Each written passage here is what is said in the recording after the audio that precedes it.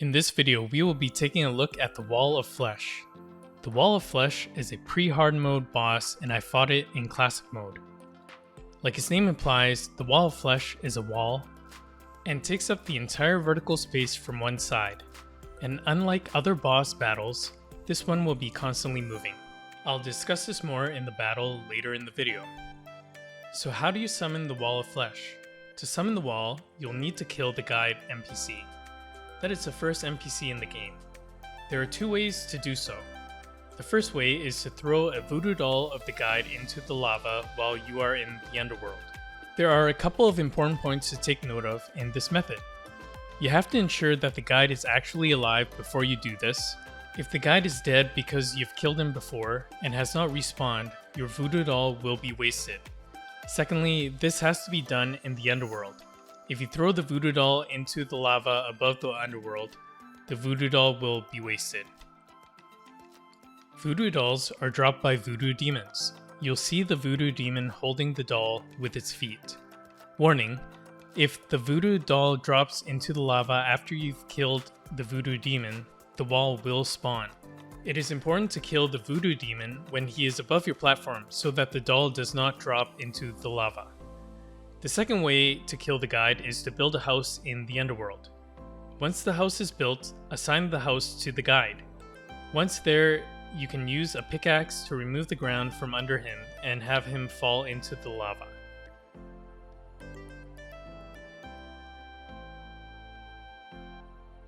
Because of the nature of this fight, you will need to lay out a really long platform. To be safe, try to make a platform that is roughly 50% of the width of the map. I use stone blocks for the platform.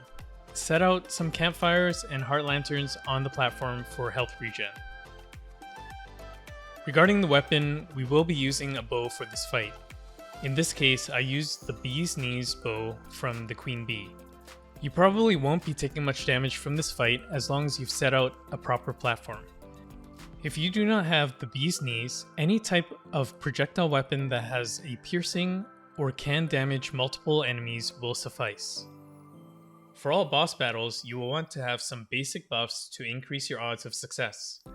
Consumable buffs come in the form of food buffs and potions.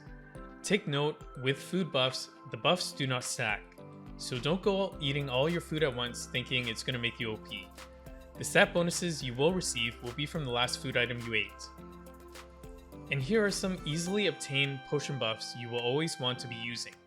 Number 1, we have Iron Skin, which increases your defense by 8. Number 2, Regeneration, which increases your life regen by 2 health per second. And 3, Swiftness, which increases your move speed by 25%. And finally, for you archers, the Archery Potion, which increases your damage by 10% and arrow speed by 20%. There are several other potions you'll want later on, however you'll have to catch certain types of fish to craft them. Then we have Furniture buffs. These are buffs you obtain from various pieces of furniture. For example, the Sharpening Station will increase melee damage penetration by 12. Another good one is the Bewitching Table, which increases the max number of minions you can have by 1. The good thing with these furniture buffs is the buff lasts an infinite amount of time, so once you use them, you don't have to worry about reusing them again until you die or leave the game. And finally, we have environmental buffs. These include the buffs from the campfires and heart lanterns. The Dryad NPC will give you a buff if you are close to it during battle. For more information on buffs, check out the buffs page on the Terraria fandom website or my buffs video. Now let's talk about the battle. The wall spawns on whichever end of the map you are closest to.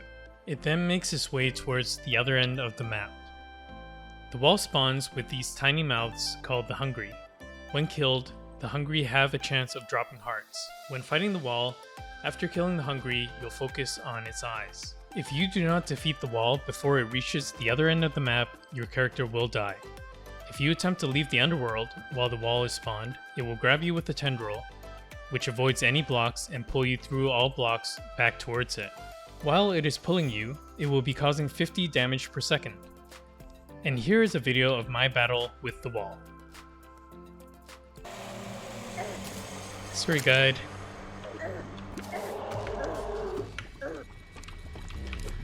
Holy, there's a lot of bats. Okay, he's coming. Wait, maybe this isn't the best weapon?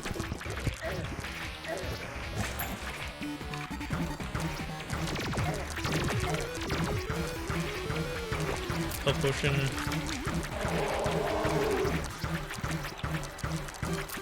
Okay. Seems pretty good. Seems like we're doing okay.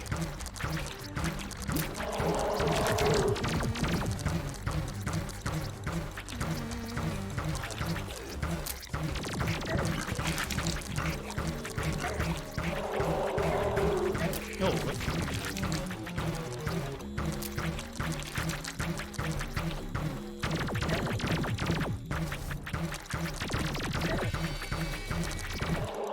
Oops. Sorry, I clicked away from the screen.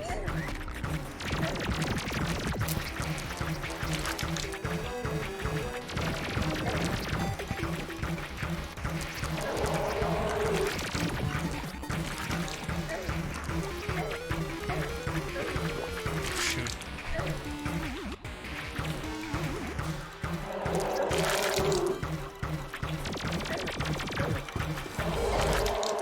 Oh, there we go. All right. We did it! So achievement complete, still hungry? It's hard. Ancient spirits of light and dark have been released. Thanks for watching, and subscribe here to get more from the show. Hit that notification bell to be notified when I go live, as I'd love to meet you. For the month of January 2023, I will be streaming on Fridays at 8 p.m. Pacific Standard Time. Alternatively, you can be notified of the streams on my Discord server, of which the link is in the description.